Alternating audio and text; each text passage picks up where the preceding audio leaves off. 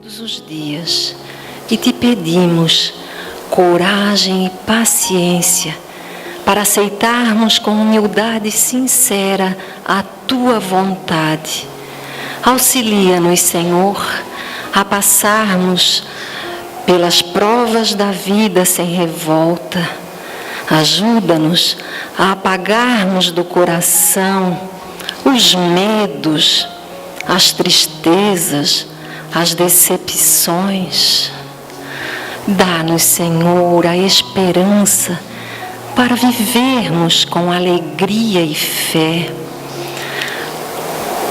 Apesar de sermos ainda imperfeitos, apesar de estarmos atrasados na estrada da redenção, queremos vibrar com os bons espíritos nos ideais da fraternidade. Queremos vivenciar o Evangelho de Jesus. Queremos ser indulgentes, benevolentes, pacientes. Queremos, Senhor, estar integrados e em harmonia com a tua lei de amor, para sentirmos a felicidade do dever retamente cumprido. Nós pedimos que abençoe esse nosso propósito de sermos melhores, de sermos espíritos conscientes do mundo espiritual, de estarmos atentos para a dor do nosso próximo. Te agradecemos as bênçãos e dizemos: fica conosco, Senhor, agora e sempre. Que assim seja.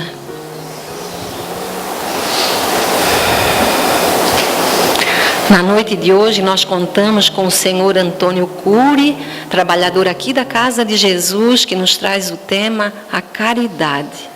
Que Jesus te abençoe. Uma boa noite a todos.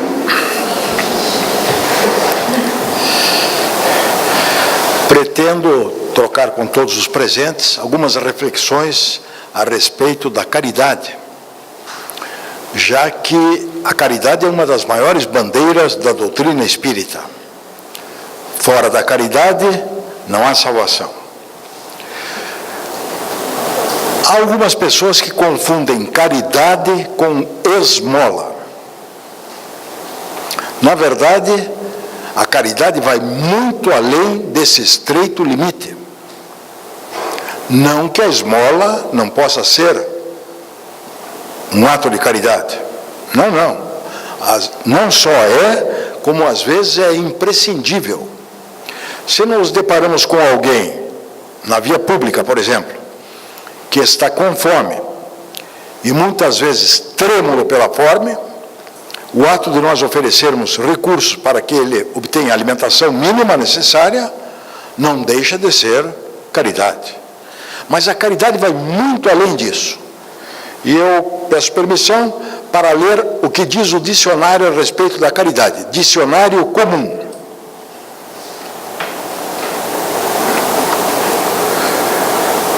No cristianismo, amor a Deus e ao próximo.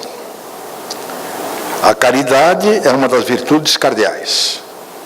Benevolência, complacência, compaixão. Ela socorria os necessitados com muita caridade. Esmola, beneficência. Não se deve fazer caridade com o dinheiro dos outros. Essa definição está no Dicionário Escolar da Língua Portuguesa da Academia Brasileira de Letras. Existem muitos modos de poder se praticar a caridade. São vários os modos.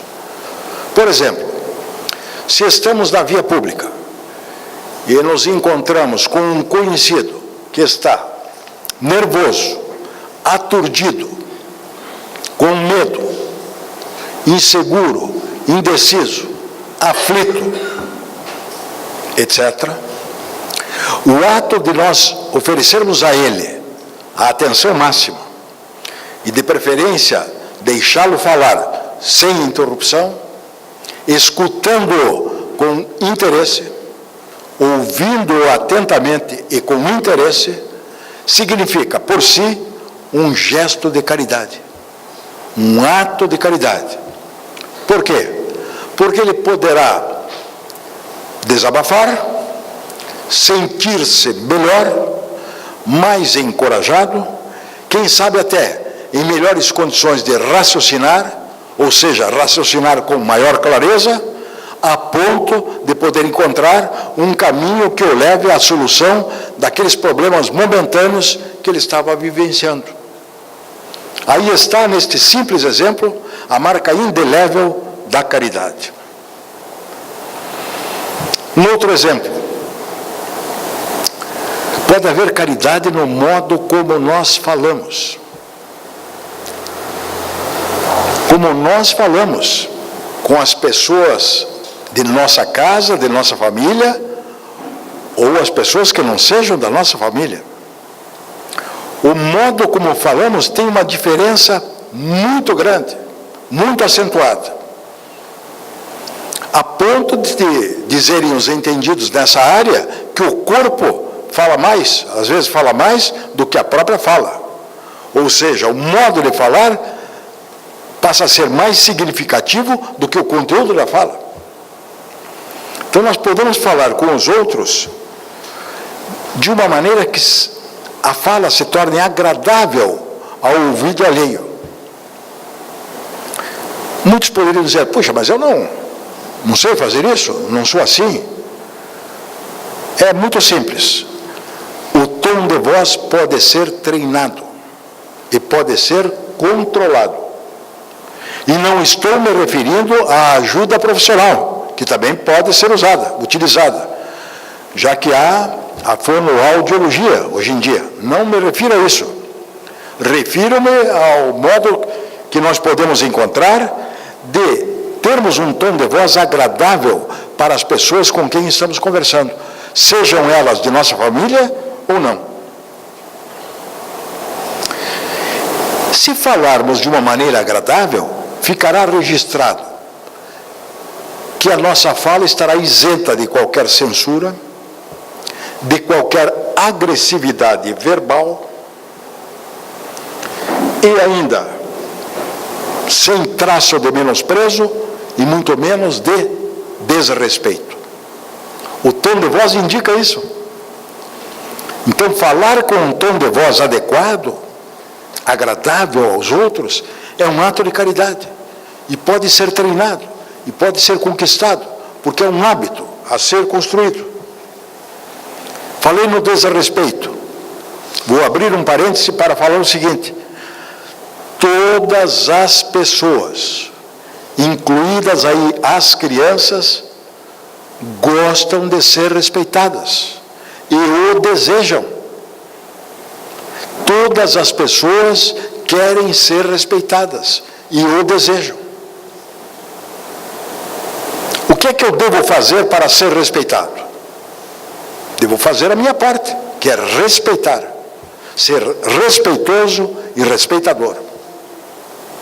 Todos gostam de ser, independentemente se a pessoa é branca, negra, amarela, vermelha, se pensarmos nos indígenas, parda, independente da sua condição social, econômica, da sua atividade profissional, independe de qualquer coisa, todo mundo gosta de ser bem respeitado, inclusive as crianças. Uma outra forma de praticar a caridade, a nosso ver, é o modo como tratamos as pessoas. Parece simples, não é? O modo como tratamos, sejam elas adultas ou não. Ou seja, devemos tratar bem a todas as pessoas, aí incluídas as crianças. Que são crianças, enfatizemos, na presente reencarnação, mas que podem ser espíritos bem antigos, bem velhos, talvez mais velhos do que nós, porque criados antes do que nós, e portanto com talvez maior número de experiências reencarnatórias. Estão, naquele momento, num corpo físico infanto-juvenil, mas podem ter muita experiência. Se nós tratarmos a todos de maneira a melhor possível é um ato de caridade e de respeito. Todo mundo, repito, gosta de ser respeitado. Eu lembro uma ocasião, mencionei isso há pouco, isso já tem cerca de 35 anos. Eu estava em viagem para a cidade do México e ia me hospedar na casa de um tio, irmão do meu pai, ambos já falecidos. Estávamos eu, minha esposa, minha mulher e meus 2 filhos. E nos hospedamos na casa dele, numa cidade do interior chamada Córdoba. Não é a Córdoba da Argentina, no caso é a Córdoba do México. E nos hospedamos lá e ele trabalhava, a atividade profissional dele, ele era comerciante, ele tinha uma loja de sapatos masculinos. Nós fomos visitar a loja e eu fiquei surpreso, assim, chamou muito a minha atenção o modo como ele tratava os funcionários. E os clientes, então, nem se fala, né? E depois, como estávamos na casa dele, ficamos lá cerca de 10 dias, eu também percebi que ele tratava muitíssimo bem aos funcionários domésticos, né? As pessoas que colaboravam dentro de sua própria casa. E num determinado dia, quando estávamos quase para voltar ao Brasil,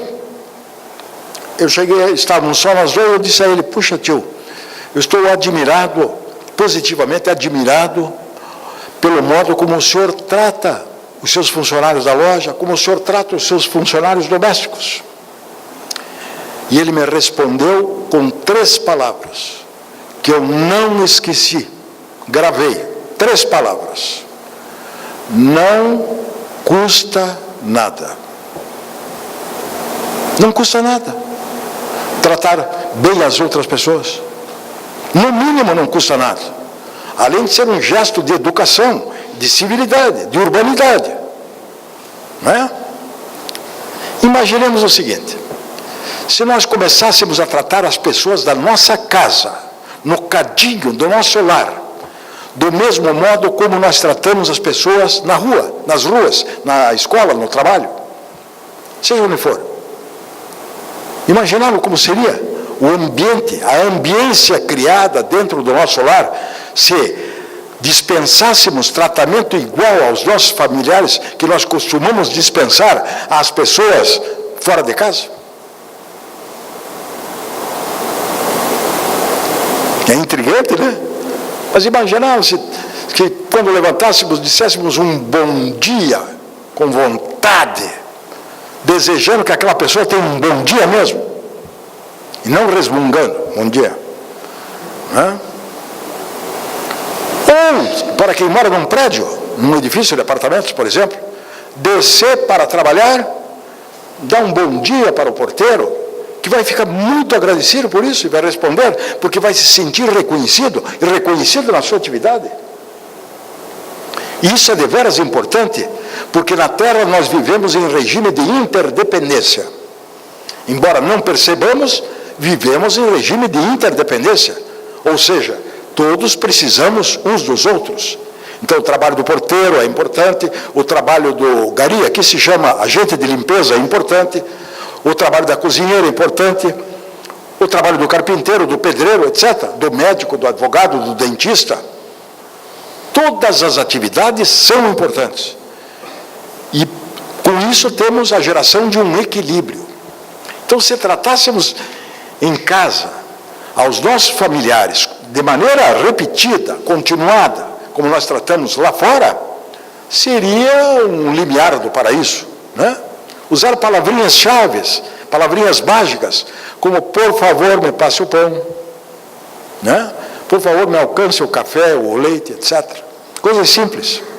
E isso é factível.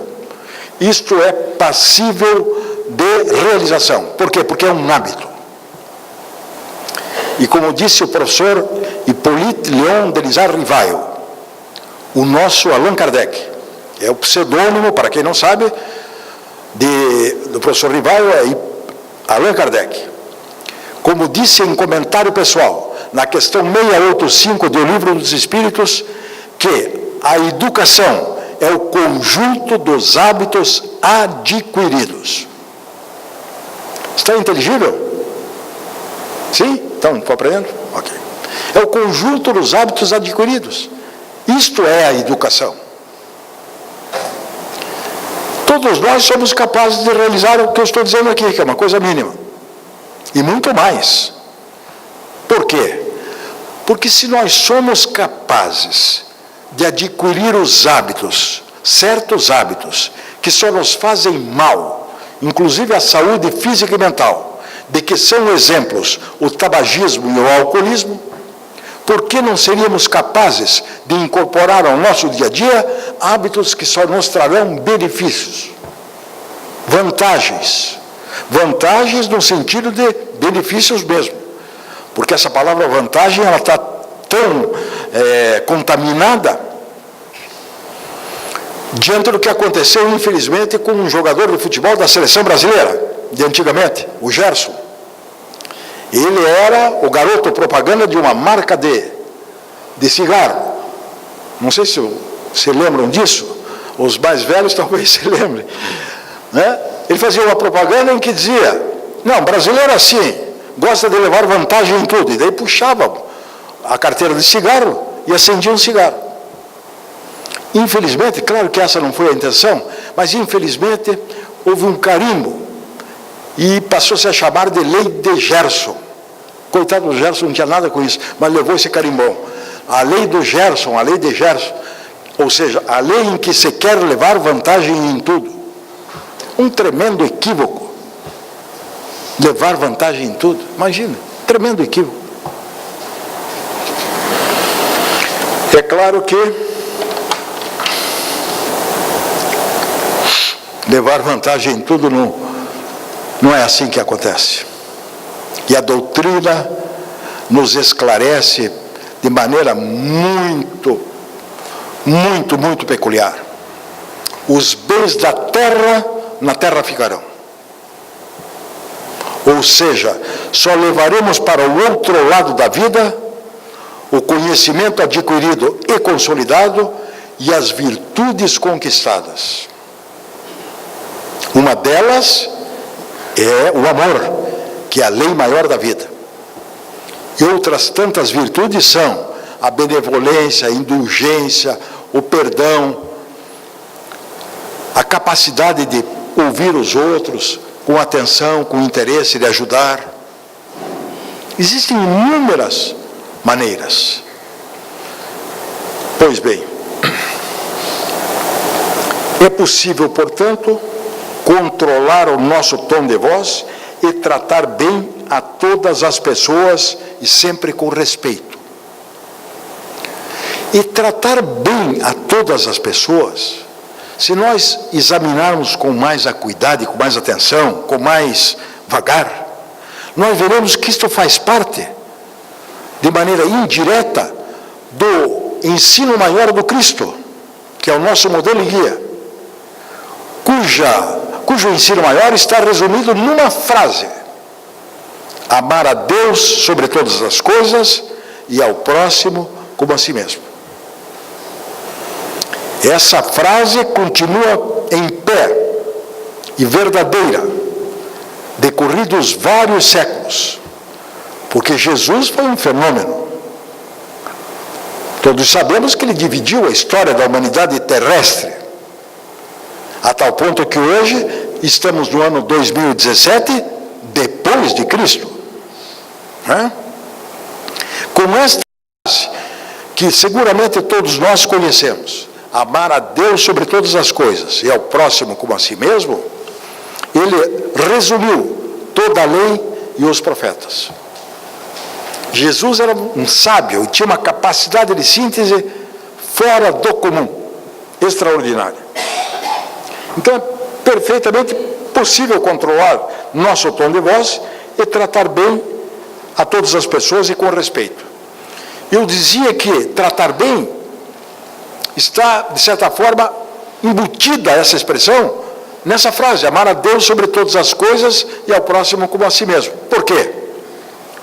Porque quem ama o próximo como a si mesmo estará exatamente por este motivo, ou na linguagem jurídica ipso facto, estará amando a Deus sobre todas as coisas. Agora, nesta frase há um axioma importantíssimo, que é o seguinte: para que eu ame o próximo como a mim mesmo, é indispensável que eu me ame.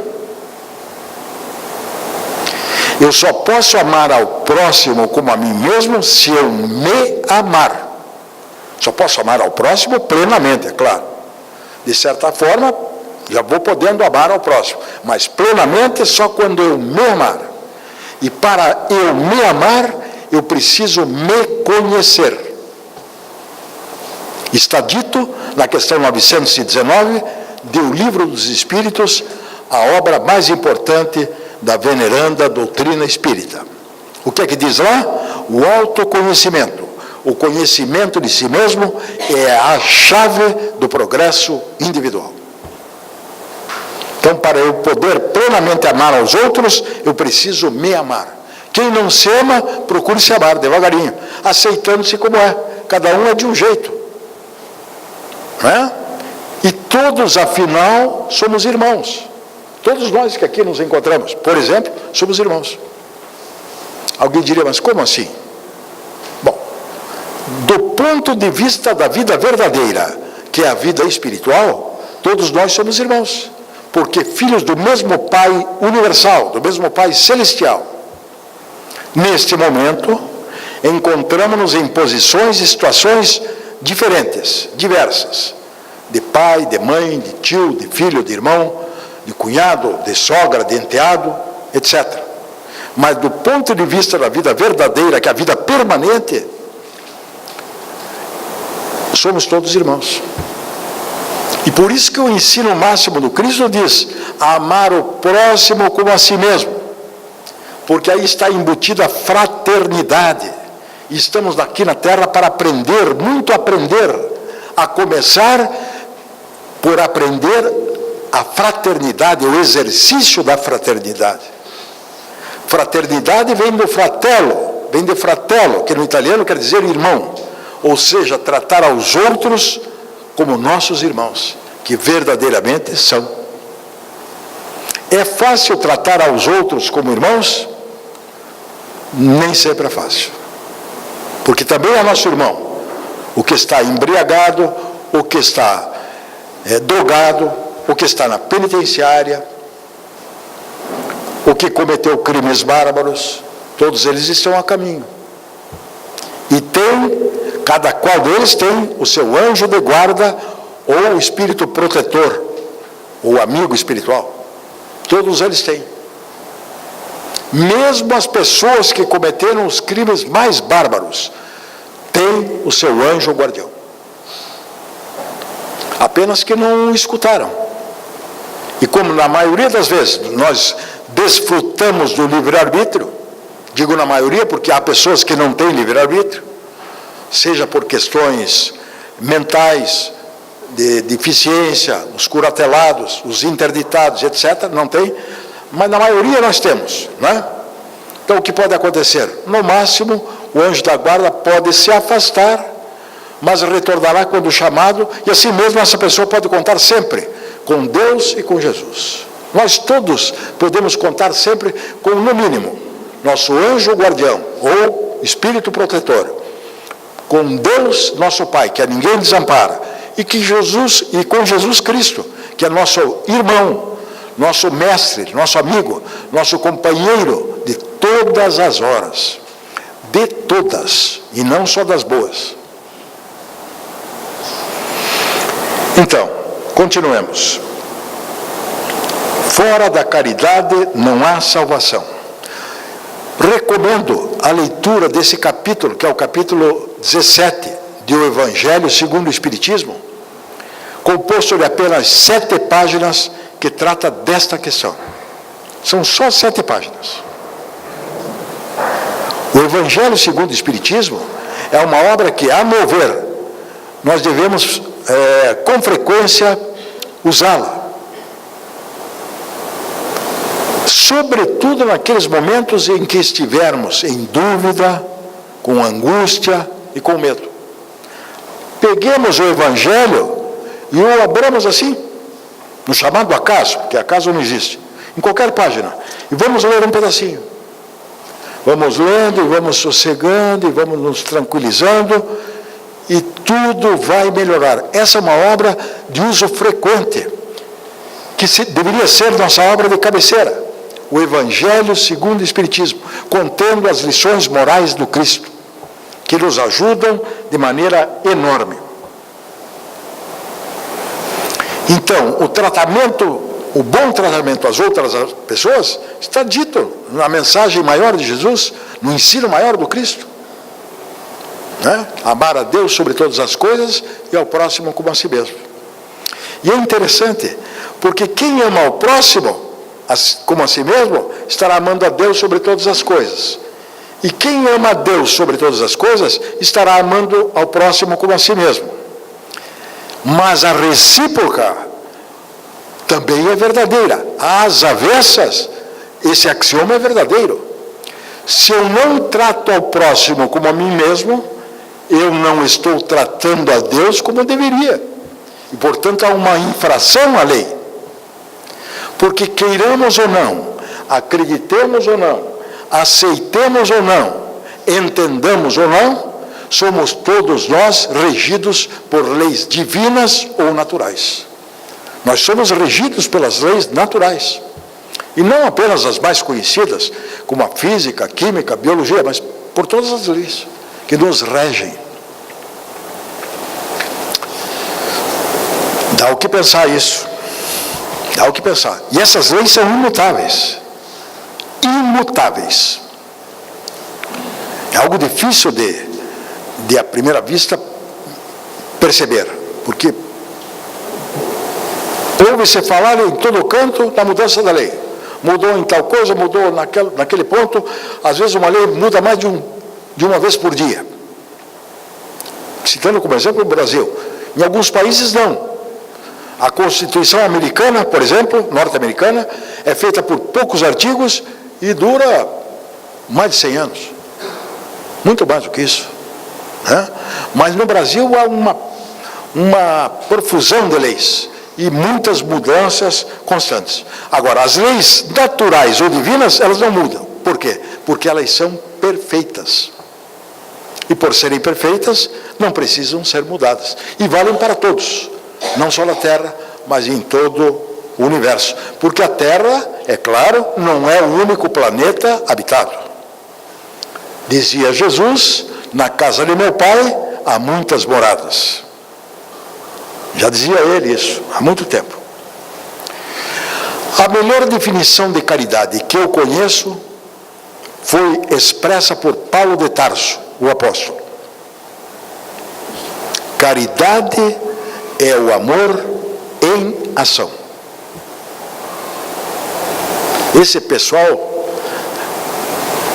da antiguidade era craque de resumir as coisas, né? Olha, uma frase com poucas palavras. Caridade é o amor em ação. Se eu ajo com amor, estou agindo com caridade. Se eu presto uma informação correta no trânsito, estou agindo com caridade. Alguém pode achar absurdo esse exemplo, mas por incrível que pareça, isso já aconteceu comigo, há gente que dá a informação errada. Você pergunta onde é que fica a praça tal, onde fica o armazém tal. A pessoa parece que de propósito a informação errada.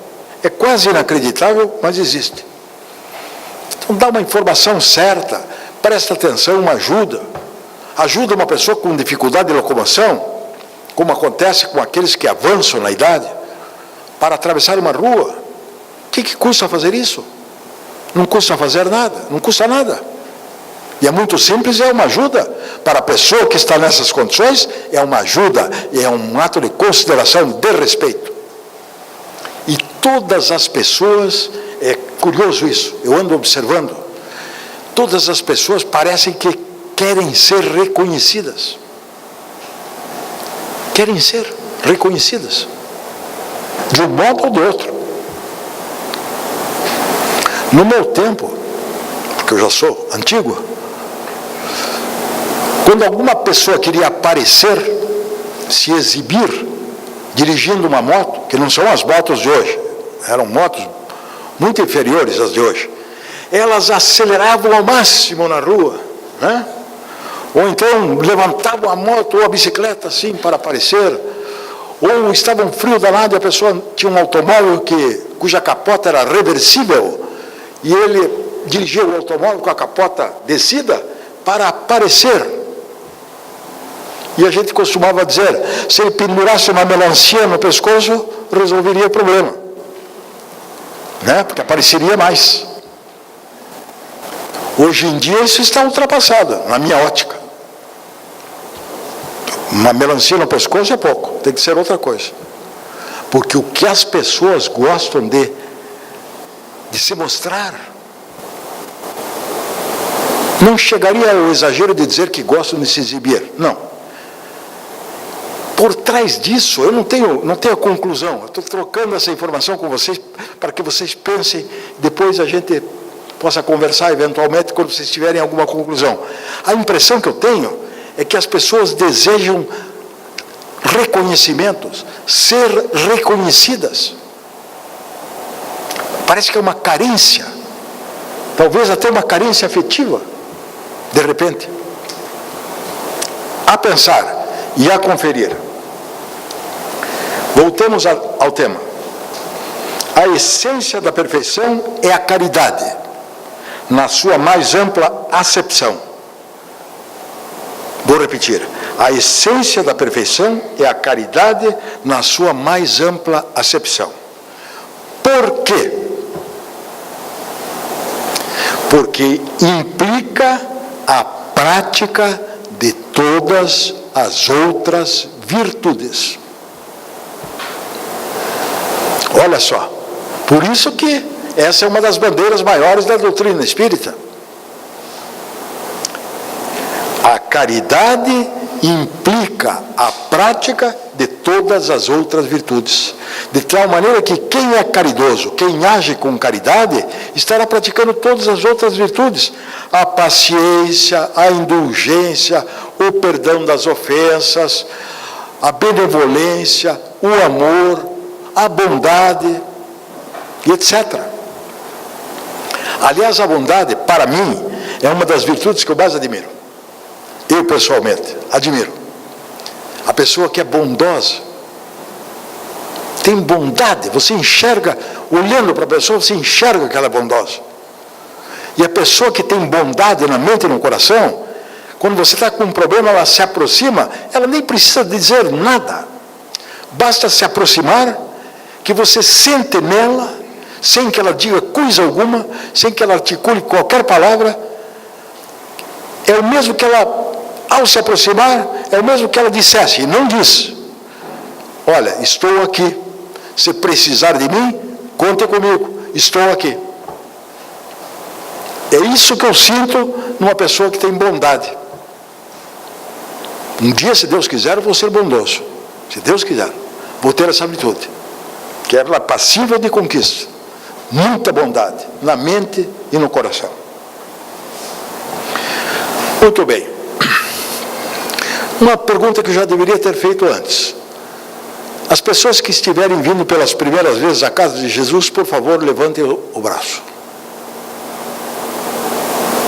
Ok? Vejo que a maioria vem há muito tempo. Para os que vêm há pouco tempo à casa de Jesus, recomendo a leitura do livro O que é o Espiritismo, do próprio Allan Kardec, do nosso professor Rivaio, que tem 100 e poucas páginas e que dá uma ideia geral do que seja a doutrina espírita, e bem boa, bem coordenada, bem cadenciada. Para os que já vêm à casa espírita há mais tempo, eu vou dizer algo para repetir, mas com o objetivo de enfatizar. O que é que nós somos? Todos nós. Nós somos espíritos. Espíritos, que são os verdadeiros seres. O verdadeiro ser é o espírito, que comanda tudo. Estamos, neste momento, vestindo esta vestimenta chamada corpo, material, grosseiro, denso. Corpo.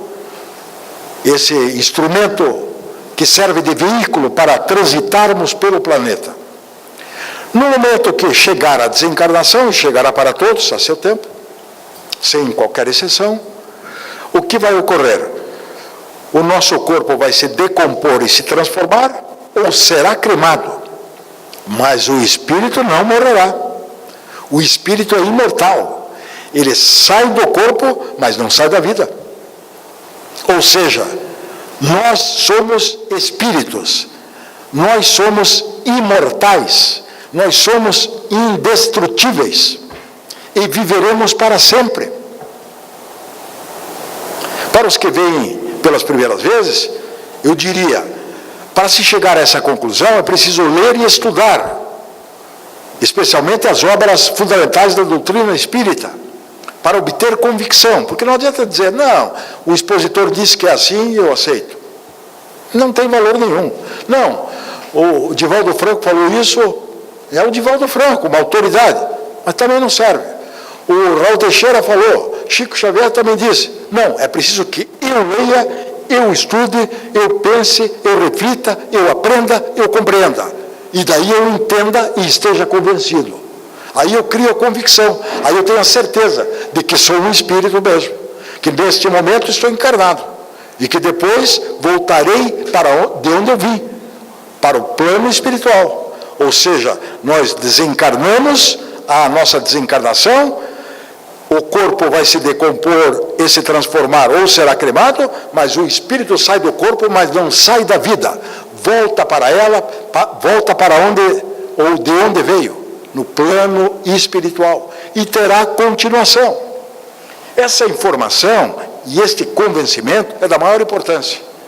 E digo aos que estão, particularmente aos que estão pelas primeiras vezes na casa, o Espiritismo não impõe nada a ninguém, absolutamente nada, nem aos seus seguidores profitentes e muito menos a terceiros.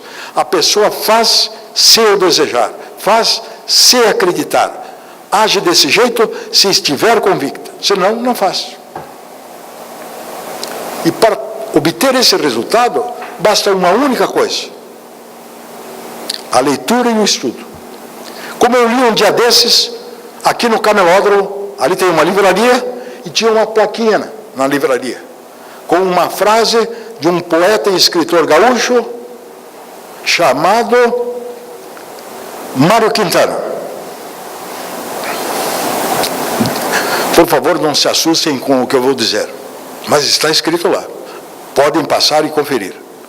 O verdadeiro analfabeto é aquele que sabe ler, mas não lê. Esse gaúcho deu uma paulada na moleira da gente, não é? O verdadeiro analfabeto é aquele que sabe ler, mas não lê. Então o que nós precisamos fazer? Ler e estudar, a começar pelas obras fundamentais, que são 5. A principal, o Livro dos Espíritos, o Livro dos Médiuns, o Evangelho segundo o Espiritismo, o Céu e o Inferno.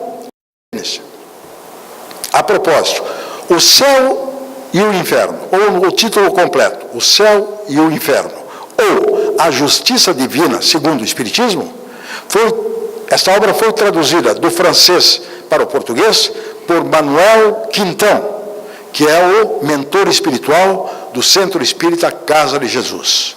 Manuel Quintão, cujo nome completo é Manuel Justiniano Quintão. E eu até deduzi por minha conta, não tenho essa informação, de que os pais dele deviam ser admiradores de Justiniano, imperador da época bizantina, da época romana, que costumava aconselhar aos juízes daquela época 3 coisas. Sum quid tribuire, vamos ver se a minha memória não falha, alterum non ledere e honesti vivere, em latim. Sum quid tribuire, dar a cada um o que é seu. Alterum non ledere, não lesar o próximo. E honesti vivere, viver honestamente. Era a recomendação que ele fazia aos juízes da época. Mas isso valia para qualquer pessoa na época, e vale para a época atual. Viver honestamente, dar a cada um o que é seu, e não lesar o próximo. Olha que formidável exemplo. Não é? E os 4 demais livros, das obras fundamentais, foram traduzidos para a Federação Espírita Brasileira, do francês para o português, por Luiz Olímpio Guion Ribeiro, engenheiro, poliglota, vernaculista e revisor de ninguém menos que Rui Barbosa. Além desses 5 livros, tem o que é o Espiritismo, que eu já falei, e ainda os 12 volumes da revista Espírita, redigidos e coordenados pelo professor Rivaio, nosso Allan Kardec, e tem mais obras póstumas, que na verdade deveria se chamar obra póstuma, pois é um livro só, embora o título esteja no plural. Certamente a ideia era publicar mais, porque ela foi publicada depois da desencarnação do professor Rivaio, né? E a doutrina espírita, com o que eu acabo de dizer, pelo menos espero que tenha transmitido isso, que nós somos seres imortais, que os espíritos, nós somos espíritos, quem comanda tudo é o espírito, quem comanda tudo é o espírito, é o ser pensante da criação, não é? E portanto, se eu sei que eu vou viver para sempre,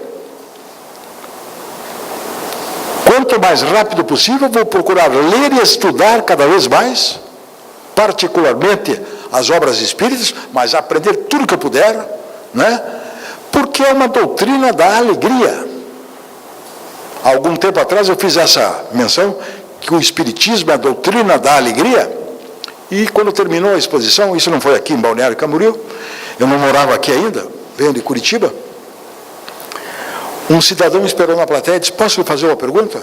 Pois não. O senhor disse que a doutrina espírita é a doutrina da alegria? Como acabei de falar aqui. Digo, exatamente, eu confirmo. Mas como da alegria? Aí ele pegou um livro. Esse é o Evangelho. Não sei se conseguem enxergar Allan Kardec aqui, professor Rivaio. Os que estão mais perto conseguem, seguramente. Conseguem? Os que não conseguiram, certamente já viram a fotografia do professor Kardec. Mas como doutrina da alegria, seu coordenador, o codificador, tem essa fisionomia fechada, austera? Ele me perguntou isso. Alguém sabe por que ele tem essa fisionomia austera e fechada? Se alguém souber, por favor, levanta o braço.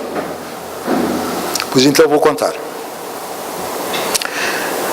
Professor Hippolyte Rivaio, o nome completo, Hippolyte Léon Denisard Rivaio, nasceu no dia 3 de outubro de 1804, na cidade de Lyon, França, e desencarnou no dia 31 de março de 1869, na cidade de Paris, França, portanto, no século XIX. Acontece que as pessoas passaram a sorrir para tirar fotografias apenas a partir do ano de 1950, no século XX. Então não era costume daquela época a pessoa sorrir para tirar a fotografia. Não era costume.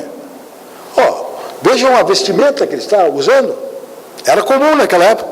Hoje se vestir isso, ou estamos no teatro, ou então vendo alguma coisa na televisão, ou um filme das antigas. Não é assim? Hoje em dia não. Hoje em dia tudo mudou, né? Sorrir é muito fácil e, aliás, o sorriso está amplificado. Sorri-se para qualquer coisa, né? Tira uma foto com um cafezinho, com um pedaço de bolo, subindo no barco, descendo do ônibus, pegando no metrô, fotografia, selfie daqui, selfie de lá, né? Então, ri-se à vontade. Não tenho o Facebook, mas meus filhos têm e por isso eu sei como funciona, né? Então é fácil de entender. A doutrina espírita é a doutrina da alegria, sim, eu confirmo. Porque nós passamos a partir do convencimento, nós passamos a ter certeza de que nós somos espíritos imortais, indestrutíveis, de origem divina e que viveremos para sempre. Portanto, quanto mais rapidamente eu conseguir me aperfeiçoar, melhor. Intelectual e principalmente moralmente. Melhor para mim, para a minha família, para as pessoas que eu amo e para as pessoas com quem eu convivo. E como está chegando ao término o meu horário, Esse danado de ser relógio é o maior inimigo que eu tenho. Quando eu olho para ele, ou falta 1 minuto, ou faltam 2 minutos. Falta 1 minuto. É isso? Falta 1 minuto. Em termos de horário político, é um tempo gigante. Eles pagam uma fortuna por 1 minuto de horário político. Dito gratuito. Deixa eu abrir um parênteses. Que de gratuito não tem nada. Porque o valor correspondente é descontado dos impostos que a emissora de televisão ou de rádio teria que pagar. Ou seja, isso é pago por toda a população, porque todos nós pagamos impostos. Há quem acha que só paga imposto quem declara e paga o imposto sobre a renda. Não, não. Se eu sair daqui e comprar uma caixinha de leite, por exemplo, eu paguei imposto. O IPI, o ICMS e talvez o ISS. Qualquer pessoa comprou um pão na padaria, pagou imposto. Pôs gasolina no carro, pagou imposto. Todos nós pagamos os impostos. Qualquer consumo significa recolhimento de imposto. Para finalizar, meus amigos, diria que a caridade é muito importante, tanto assim que é uma das bandeiras do Espiritismo, e a intenção da doutrina espírita é a de tornar melhores as pessoas que o compreendem, que a compreendem, no caso. Está dito na Revista Espírita de julho de 1859. A finalidade do Espiritismo é de tornar melhores os que o compreendem. E para compreendê-lo é preciso ler, estudar, refletir, aprender, compreender e aplicar com frutos ótimos, saborosos. Aplicar o que já conhecemos. E a outra é a prática da caridade, e a maior delas, que é a finalidade do Espiritismo em geral, é a de formar seres, pessoas, homens e mulheres de bem, pessoas voltadas para o bem e para a sua prática, seja qual for a circunstância, seja qual for a situação, não importa, mesmo que seja grave, eu opto pelo bem. Não tenho um átimo de dúvida em optar pelo bem, sempre, em qualquer situação e em qualquer ocasião, seja qual for a situação, por mais gravíssima que seja. Quem escolhe o bem como parâmetro, como norte de vida, jamais se arrependerá, porque fazer o bem não tem contraindicação, e fazer o bem faz bem, e torna a nossa alma leve, a nossa consciência levíssima, e a consciência é o grande tribunal de cada um de nós. Hajamos o bem, façamos o bem, que jamais nos arrependeremos. Muito obrigado. Obrigada ao seu Antônio. E vamos lembrar que a caridade é a benevolência, a indulgência e o perdão das ofensas. Então temos aí toda essa semana para praticarmos a caridade.